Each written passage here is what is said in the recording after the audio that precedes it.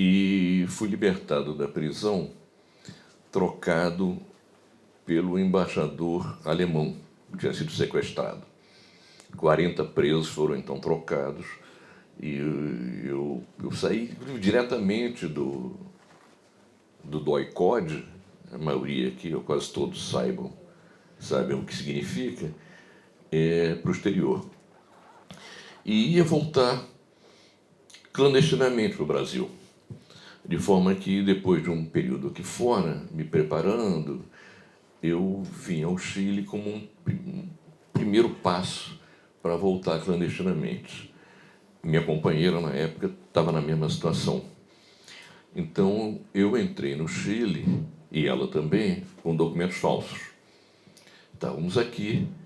Depois houve uma série de prisões e mortes no Brasil que inviabilizaram essa volta, pelo menos num horizonte mais imediato. Bom, ficamos vivendo aqui, como dava, e ela engravidou. Está aqui a minha filha, que volta ao Chile pela primeira vez. Cadê você? Ah, está lá. Quando houve o golpe, ela nasceu em 26 de maio, o golpe em setembro, nós estávamos naquela dificuldade e tal. A primeira iniciativa foi um pouco fazer contato com amigos e companheiros chilenos, para se houvesse uma resistência imediata ali. A expectativa é que eu pudesse me integrar a ela, de forma que eu andei, enfim, em seguida ao golpe, ainda procurando me articular com esses companheiros. E, nesse meio tempo, eu tive um episódio de muita sorte, porque estava na rua, para lá, para cá, e sem muita...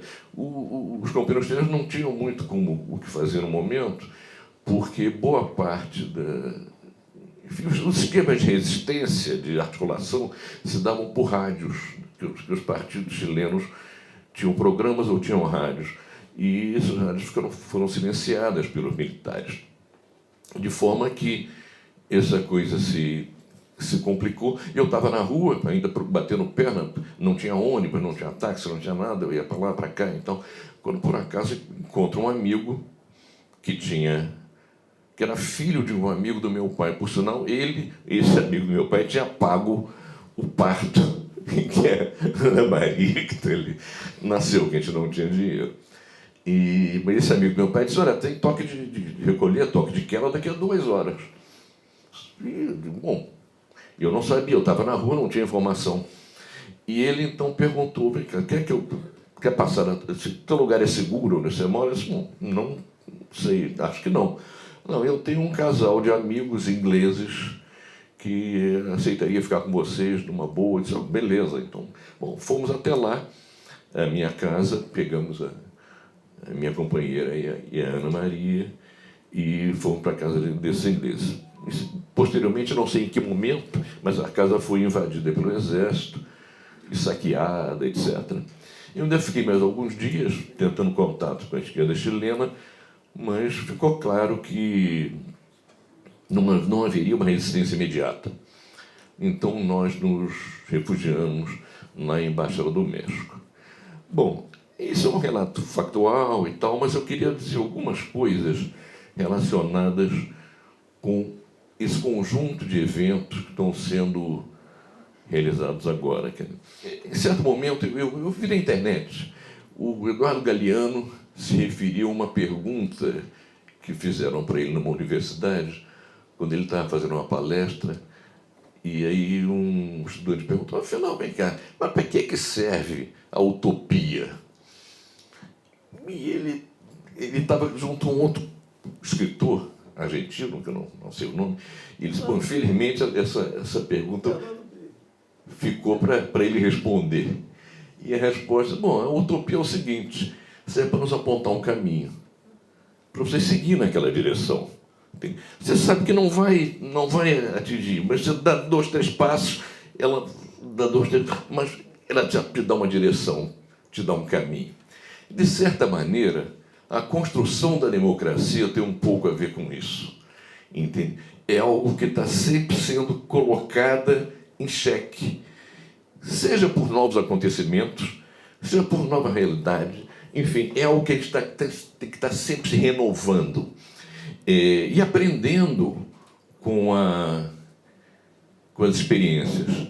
Eu estava aqui eu ia ler uma frase, eu perdi no celular. Essas coisas eletrônicas eu tenho certa dificuldade ainda, mas é a frase que está na entrada do Museu da Memória, a frase da presidente Michelle Bachelet, que fala de que a gente não pode...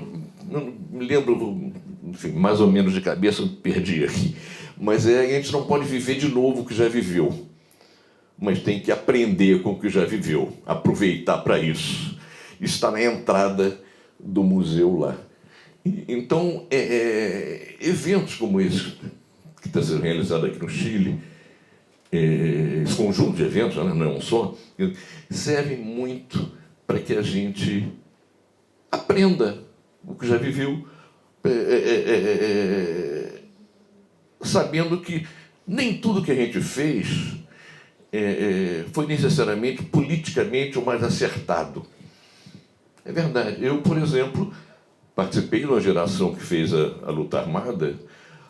Eu me orgulho de ter participado dessa geração no Brasil, uma geração enormemente generosa, que se jogou por inteiro nesse processo. Muitos pagaram com a vida, outros pagaram de outras formas, de formas muito dolorosas também. Agora, eu me orgulho de participar dessa geração. Faria tudo de novo? Não daquele jeito. Foi um erro a luta armada no Brasil naquelas circunstâncias. Agora, foi uma geração que se jogou, não se omitiu, foi em frente. De maneira que a gente tem que aproveitar o que aconteceu para refletir, aperfeiçoar, inclusive, a forma de participar, de militar, mas valorizar também o desprendimento de uma geração que se jogou por inteiro nessa história. Se jogou por inteiro e que é com atitudes assim que o mundo avança. É com atitudes assim que a gente enfrenta, inclusive, uma situação absolutamente inaceitável como a que vive, por exemplo, o nosso país, com graus de pobreza, de exclusão social que não se justificam, são inaceitáveis. De maneira que, lembrando de novo a Michelle Bachelet, quer dizer, a gente não pode viver de novo o que já viveu. Agora pode aprender com o que já viveu ou tirar lições disso. De forma que esse evento, esse conjunto de eventos aqui no Chile, eu fiz questão de vir. Minha filha não tinha vindo ao Chile ainda. Ela tinha 3 meses quando houve o golpe. A gente saiu de casa com as fraldas, as mamadeiras, e sempre para não dar muito na pista para os vizinhos e para quem quisesse denunciar. E ela não tinha ainda vindo ao Chile, vem pela primeira vez, aos 50 anos do golpe.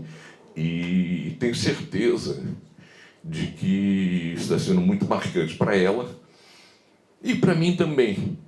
O Chile está muito próximo da minha vida, não só pelo período que eu vivi aqui, não só por ter tido uma filha que nasceu aqui, mas depois de várias andanças, eu fui parar na Suécia e casei com uma exilada chilena que morava lá, que voltou comigo para o Brasil depois da anistia e com quem eu tenho um filho.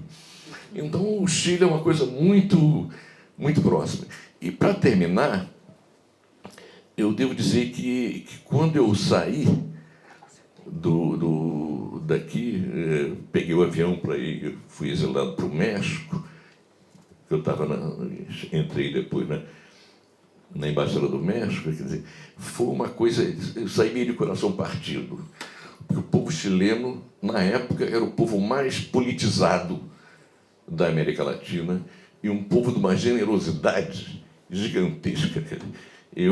Essa expressão coração partido se aplica perfeitamente a tudo que eu vivi e senti ao deixar o Chile. E é com enorme prazer que eu estou aqui de volta, trazendo